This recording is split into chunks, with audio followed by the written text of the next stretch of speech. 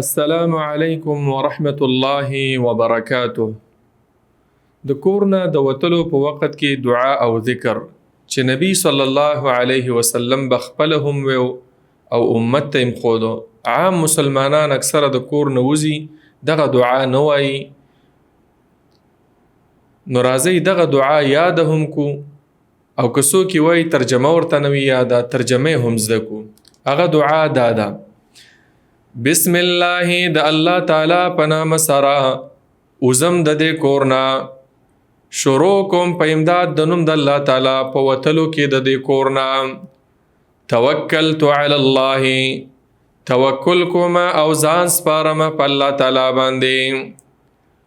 لا حول، نشته د اړول د ګناه نه او نشته د اړول د بدو کارونو نه. ولا قوت، او نشته د قوت او طاقت ورکول د نیکو کارونو د ښه کارونو، الا بالله، مگر په مدد د الله تعالی باندې دی. نو دا دعا به نبی علیہ السلام ویله. فایده یې دا ده چې ابو داود شریف او ترمذی شریف کې دا حدیث دی چې نبی علیہ السلام فرمایي چې دا دعا وویله د کور نه د وتلو په وخت کې، نو دته وویلی شي هدیته وکفیته ووقیته، تا ته د سمې لار ښودنه وکړی شوه، یعنې ته به ګمراه کېږې نه، بې لارې کېږې به نه.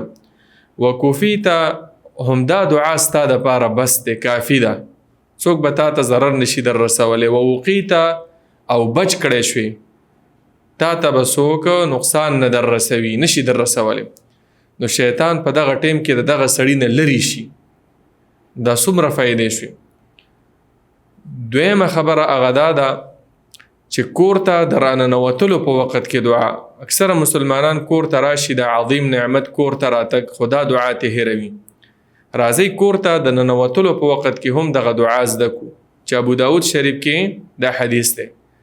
هغه دا ده: بسم الله ولجنا، بسم الله د الله تعالی په نامه سره، ولجنا ننوتلو مونږ د خپل کور ته او ننوځو د خپل کور ته. وبسم الله، او د الله تعالی په نامه سره خرجنا مونږه ووتلو د دې کور نه، یعنی وځو د دې کور نه.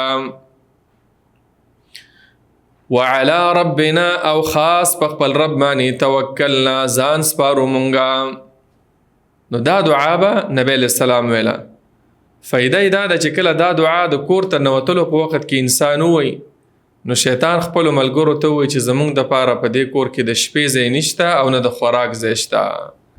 الله رب العالمین دې مونږ او تاسو ټول د نبی علیه السلام په ښودلی شوو طریقو باندې برابر کړي.